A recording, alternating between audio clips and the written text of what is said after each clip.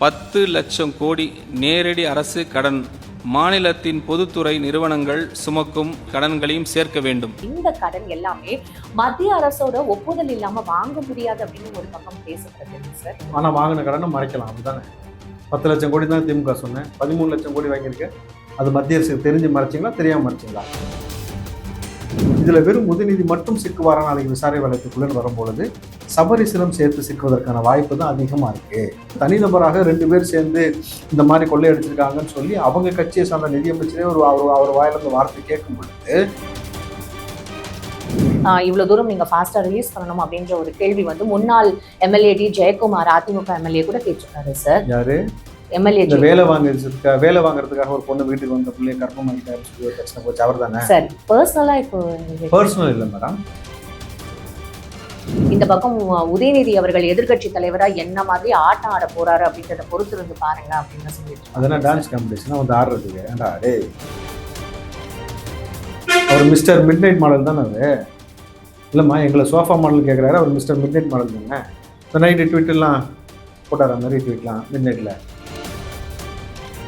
சோஃபாவில் பணம் வச்சு கொடுக்குறான்னு உன் கற்பனை தனியை அவுத்து விட்டுட்டு உட்காந்து பைத்தியக்காரர் போல வந்து பேசி கொண்டு இருக்கிறீங்கனாக்கா அப்படி யாருக்காவது கொடுத்து கூப்பிட வேண்டிய அவசியம் இருக்காமல் எங்களுக்கு எழுதி வைத்துக் கொள்ளுங்க. ஆடி மாதத்தில் 2 எம்எல்ஏ திமுகவுடைய எம்எல்ஏ வராங்க, அதுக்கு பிறகு அடுத்தடுத்த நபர்கள் வராங்க. எனக்கு பேச்சுவார்த்தை நடத்தினா யாருன்னு தெரியும், நான் பேர் சொல்ல மாட்டேன், முடிஞ்ச கண்டுபிடிச்சு சொல்லுங்க. எவ்வளவு இழிவான ஈனப்பிறவைகளாக இருந்தால் அவர்களுடைய வட்டார வழக்கு, மொழி, பேசக்கூடிய தன்மை, இதை குறித்தெல்லாம் கேவலமா ஒருத்தன் பேசுறான்னா அவனுடைய புத்தி எந்த அளவுக்கு இருக்குன்னு பாருங்க. குரோத புத்தி, அது வந்து வக்கர புத்தி. ஏன்டா நீ திருடி இருக்கேன்றதை அங்கே வெளிப்படையா சொல்றாரு, அதை பத்தி பேச உங்களுக்கு துப்பு இருக்கா?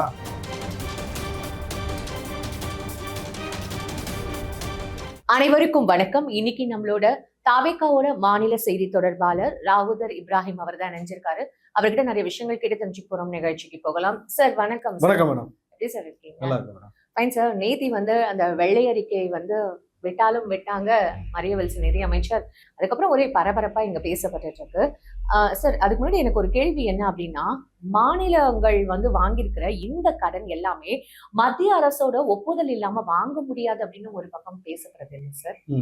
ஸோ அதை பத்தி நீங்க என்ன சார் சொல்லுங்க? ஆனா வாங்கின கடனை மறைக்கலாம், அப்படிதானே? 10 லட்சம் கோடி தான் திமுக சொன்னேன், 13 லட்சம் கோடி வாங்கியிருக்கேன். அதேண்டா மறைச்சிங்க, திருட்டுத்தனமான்னு சொல்லி மக்கள் கேள்வி எழுப்புறாங்கல்ல. அது மத்திய அரசுக்கு தெரிஞ்சு மறைச்சிங்களா, தெரியாம மறைச்சிங்களா? பிஜேபியோட கூட்டணி வச்சு மறைச்சிங்களா, இல்ல மறைச்சிங்களா?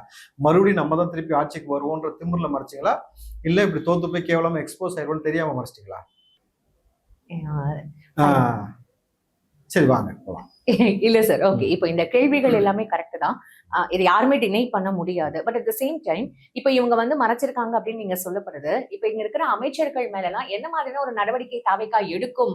மறைச்சிருக்காங்க, சோ தாவேகா நடவடிக்கை எடுக்குமா இல்ல அப்படியே கடந்து போயிடுமான்ற ஒரு கேள்வியும். வெள்ளரிக்கை வந்து எவ்வளவு நாள் ஆச்சு? 24 மணி நேரம் தாண்டிடுச்சா? தாண்டிடுச்சு இல்லையா? அவ்வளவுதானே இருக்கு. அது எப்படி மேடம் ஒரு தமிழ்நாட்டுடைய வளங்களை சுரண்டி ஒருத்தவங்க கொள்ளடிச்சிருக்காங்கன்னா எப்படி ஒரு அரசாங்கம் நடவடிக்கை எடுக்காம இருக்கும்?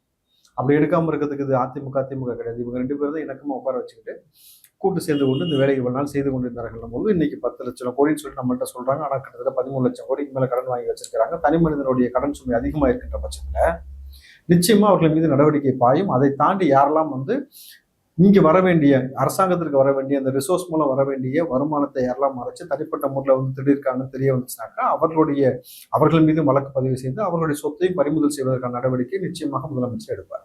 Fine sir. இப்போ நேத்தி வந்து நிதியமைச்சர் வந்து பேசின நிறைய விஷயங்கள் வந்து ஒரு பக்கம் வந்து ட்ரோலா கூட போயிட்டு இருக்குல்ல. அவர் தமிழ் பேச தெரியல, இல்ல ஏன் இந்த மாதிரி எல்லாம் வந்து படிச்சு பேசுறாரு? இவரெல்லாம் தமிழ்நாட்டுல எங்க தானே படிச்சு வளர்ந்தாரு. இந்த நிதி அறிக்கையும் தாண்டி இந்த மாதிரியான விஷயங்கள்லாம் ஒரு ட்ரோல் மெட்டீரியலா பார்க்கப்படுது சார்.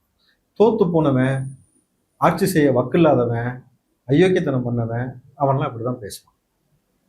இவர் என்ன சொன்னாருன்னு தான் சப்ஜெக்ட். இப்படிதான் நீங்கள் எங்களுடைய பொதுச் செயலாளரையும் சொன்னீங்க. சார் இந்த 30,000 கோடி அப்படின்ற ஒரு விஷயத்த ஆல்ரெடி இதுக்கு முன்னாடி நிதி அமைச்சரா இருந்தார் இல்லையா, பிடிஆர் பழனிவேல் தியாகராஜன்.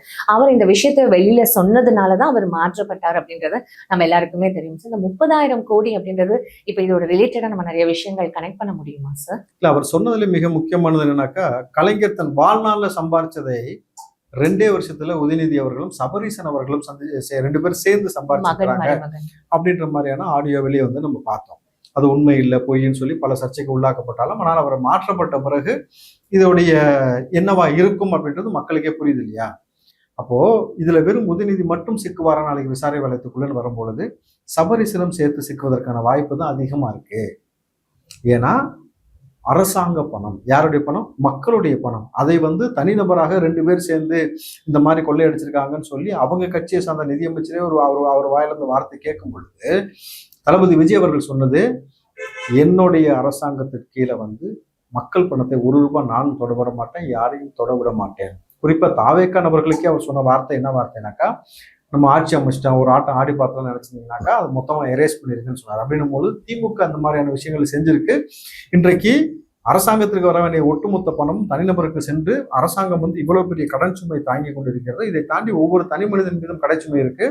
அதன் மூலமாக நீங்க பாத்தீங்கன்னா வரிச்சுமை இங்க அதிகமாக போயிட்டே இருக்கணும் பொழுது வேலை வாய்ப்பின்மை அதிகமா இருக்கு, மக்கள் அல்லலப்படுறாங்க. இன்றைக்கும் பாத்தீங்கன்னாக்கா ஒரு 1000 ரூபாய்க்காகவும் ரேஷன் கார்டில் போய் அரிசி வாங்குவதற்காக நிற்கக்கூடிய அளவில் தான் மக்களுடைய வாழ்வாதாரம் தரம் உயராமல் இருக்கு அப்படின்றதுக்கு மிக முக்கியமான காரணமே இந்த 2 திராவிட கட்சிகள் மாறி மாறி செய்த ஊழலும் இது போன்ற விஷயங்கள் தான். அப்படின்னும் பொழுது நிச்சயமாக நாளைக்கு விசாரணை வளையத்துக்குள்ள மொத்த பேர் வருவதற்கான வாய்ப்பு இருக்கு. நீங்க பாத்தீங்கன்னாக்கா இன்றைக்கு அரசியல் ஆக்ஷன் கிங் ஆதவர்ஜினா மீது தேவையில்லாத அவதூறு பேசி இன்னைக்கு அவர் 1 கோடி ரூபாய் மன நஷ்ட வழக்கு போட்டு இன்னைக்கு ஸ்டாலினுக்கே அந்த சம்மன் அனுப்பிச்சிருக்காங்க. அப்படின்னும் பொழுது இப்போ இது எதை வலியுறுத்துனாக்கா, நீ மாமன்னு சொல்லி உருட்ட கதையுடைய சகாப்தம் முடிந்து விட்டது. இனி இங்க நடக்கக்கூடியது மக்கள் விரும்பிய தலைவர், மக்களால் நேசிக்கப்படக்கூடிய தலைவர், மக்கள் ஆட்சி. ஜோசப் விஜய் அவருடைய ஆட்சியில யாரா இருந்தாலும் சரி சமம் தான். தப்பு செஞ்சாது யாரா இருந்தாலும் உள்ளதான் போகணும். நல்ல ஆட்சி கொடுக்கணும்னு சொல்லி மக்களுக்காக நேர்மையாக உழைக்கக்கூடிய நபர்கள் யாராக இருந்தாலும் முகம் தெரியாத நபர்களுக்கு முகவரி கொடுத்து அடையாளம் கொடுத்து சட்டமன்றத்தில் உட்கார வச்சு அழகு பார்க்கக்கூடிய 2 ஜேர்னல்லையும் முதலமைச்சராக இருப்பதால் தான் இன்றைக்கு மாற்றுக் கட்சியிலிருந்து அவரை நேசித்து இன்னைக்கு எல்லாருமே வராங்க. சார், அதிமுக காலத்துல அவங்க 2 லட்சத்துல அவ்வளவுதானே சார் அவங்களோட கடன் சுமை இங்க தமிழ்நாட்டுக்கு இருந்தது.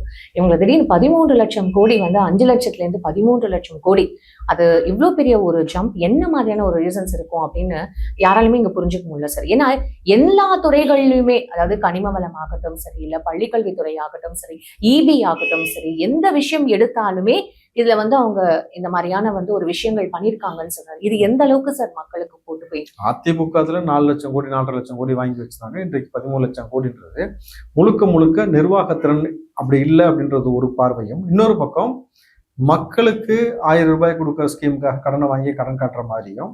ஆனால் ஒட்டுமொத்தமாக இத்தனை லட்சம் கோடி வாங்கின பணம் எங்க போனது? ஏன்னா மக்கள் மீது இருக்கக்கூடிய வரிச்சுமை குறையல, வேலை வாய்ப்பு அதிகரிக்கல, பொருளாதார ரீதியாக நீங்க பாத்தீங்கன்னாக்கா இருக்கக்கூடிய விலைவாசி குறைஞ்சிச்சானா குறையல.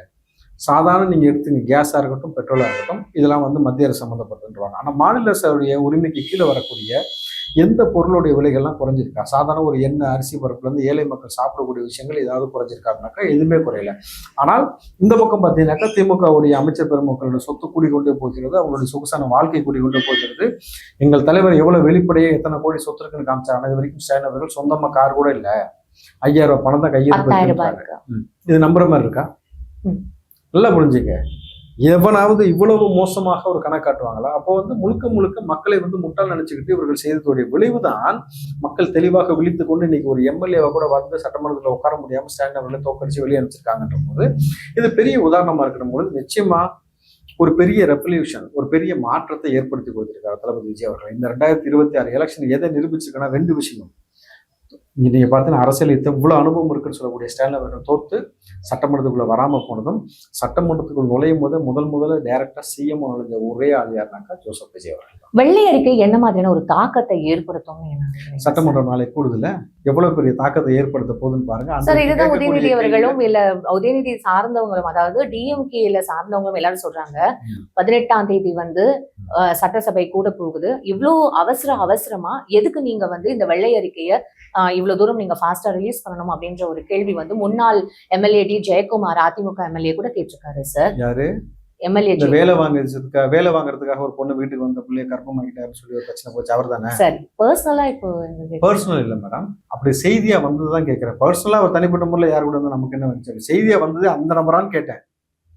அவர் தானே மீன்வளத்துறை அமைச்சர்? என்னம்மா மீன்வளத்துறை? சரி இல்ல அந்த அமைச்சர் தானே, நீங்க ஊடகவியல தானே, செய்தியா வந்தது பேசலாம்ல. இப்போ நீங்க பாத்தீங்கன்னாக்கா உதயநிதியை குறித்து கூட மார்டின் அவருடைய மகன் கூட பாண்டிச்சேரியில கட்சி ஆரம்பிச்சிருக்காருல்ல.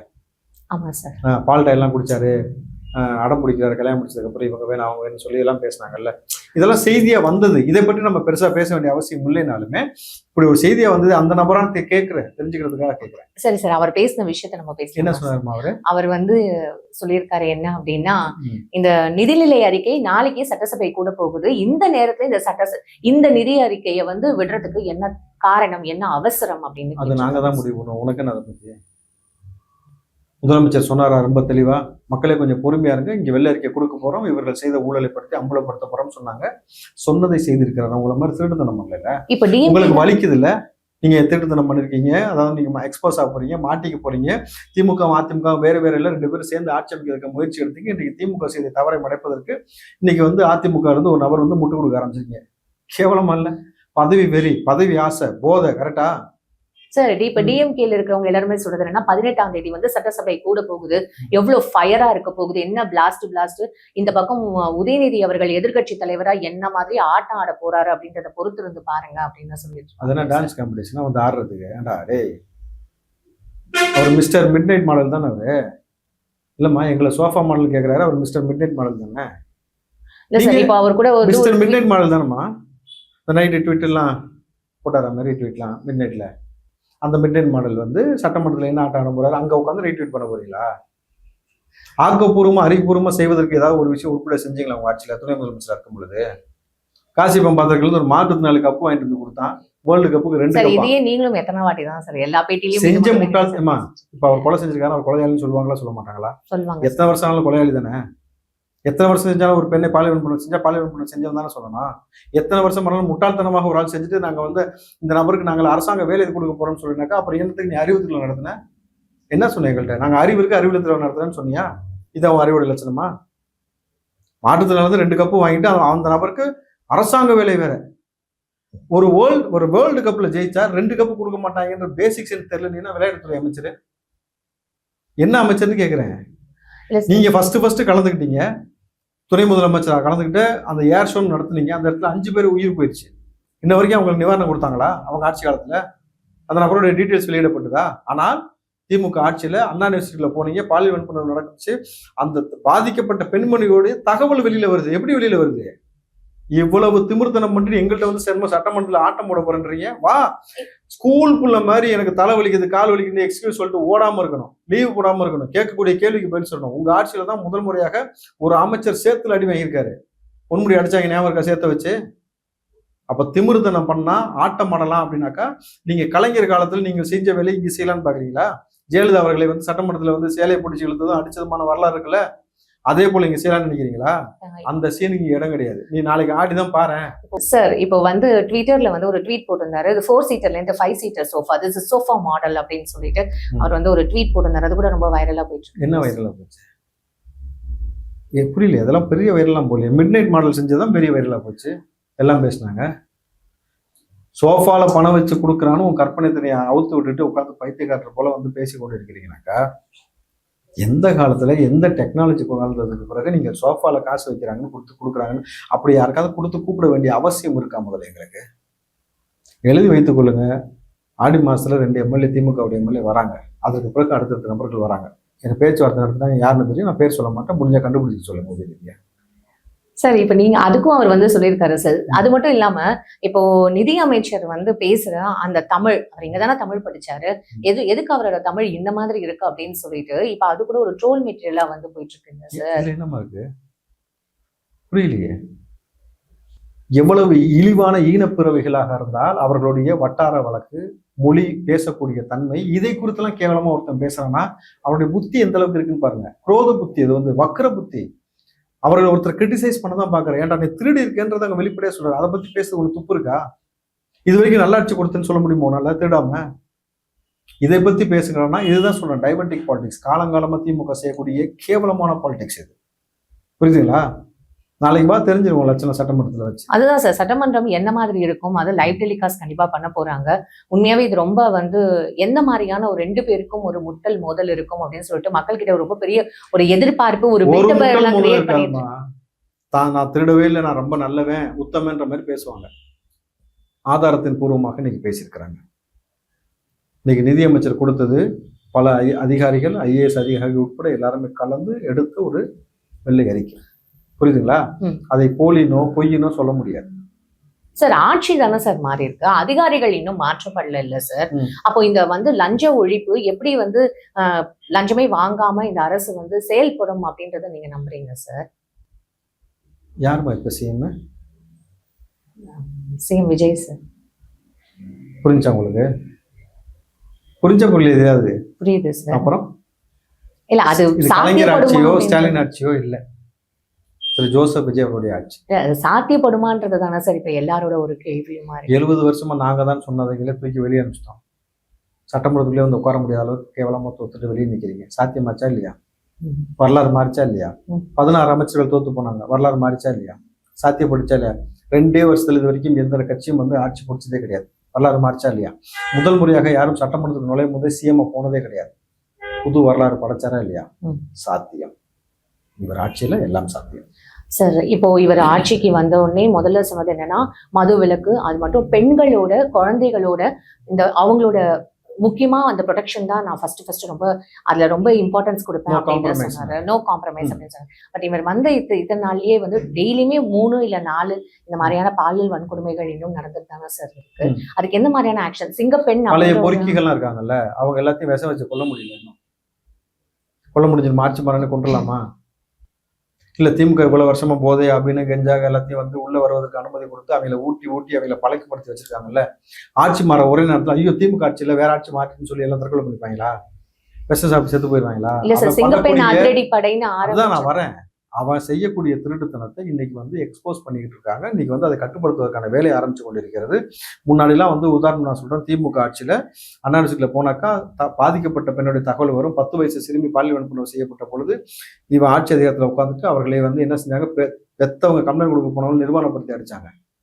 ஓகேங்களா? இன்றைக்கு அது படிப்படியாக தான் மாற்ற முடியும். 50 வருஷம் 60 வருஷம் 10 வருஷம் சொல்லி இப்படி மாற்றி சாதியும் சாராயத்தையும் கஞ்சாவையும் அபினையும் போட்டு ஒருத்தனை பழக்கப்படுத்தி வச்சிருக்காங்கல்ல. ஒரே நாள் எல்லாம் மாறிடுமா? ஆனால் முன்ன இருந்ததை விட 24 மணி நேரத்துக்குள்ள கம்ப்ளைண்ட் வந்தோடனே அரெஸ்ட் பண்றாங்க. நீதிமன்றத்தில் போய் தீர்ப்பு வந்து அவங்களுக்கு சீக்கிரம் விரைவாக கிடைக்கிற மாதிரி கடுமையான தண்டனை வாங்கி கொடுத்து கொண்டு இருக்கிறோம். இதைத்தான் இன்னும் வந்து துரிதமாக நடவடிக்கை எடுத்துக்கொண்டு தான் இருக்கிறோம். நீங்க ஃபர்ஸ்ட் நீங்க லூப் ஹோல் எல்லாத்தையும் கட் பண்ணணும். உள்ள வரக்கூடிய கஞ்சா அப்படின்னு ஹெராயின் கட் பண்ணிக்கிட்டு இருக்கிறாங்க. அதே மாதிரி இது யாரெல்லாம் காரணமாக இருந்தாங்கன்னு அடுத்து கூடிய சீக்கிரம் அரெஸ்ட் பண்ணுவாங்க. அதுல எத்தனை ஞான செயல் போன்ற நபர்கள் மாட்டுவாங்கன்னு உங்களுக்கு தெரிய வரும். நீங்க போக போக பார்ப்பீங்கன்னும் பொழுது பெண்கள் பாதுகாப்புக்காக முக்கியத்துவம் கொடுத்து கொண்டே தான் இருக்கிறோம். எல்லா பக்கமும் இன்னைக்கு தாவேக்கா சம்மந்தப்பட்ட நபர்கள் எல்லாருமே பார்த்தீங்கன்னாக்கா எல்லாருமே சொல்றது அந்தந்த பகுதியில் நம்ம பார்த்தீங்கன்னாக்கா அட்வொகேட்ஸ் நம்பர்லாம் கொடுத்துருக்கோம். நீங்க ஸ்டேஷனுக்கு போகணுன்னாக்கா அட்வொகேட் நம்பர்ஸாக இருக்கட்டும். முதலமைச்சர் ரொம்ப துரிதமாக சொல்லியிருக்கிறாரு. குறிப்பாக நீங்க பார்த்தீங்கன்னாக்கா இன்னைக்கு அரசு அலுவலகங்கள்ல லஞ்சம் வாங்க பயப்படுறாங்க. ஸோ ஸ்டெப் பை ஸ்டெப் எல்லாத்தையும் மாற்றிட்டு இருக்கும்போது நிச்சயமாக இது மாறும்.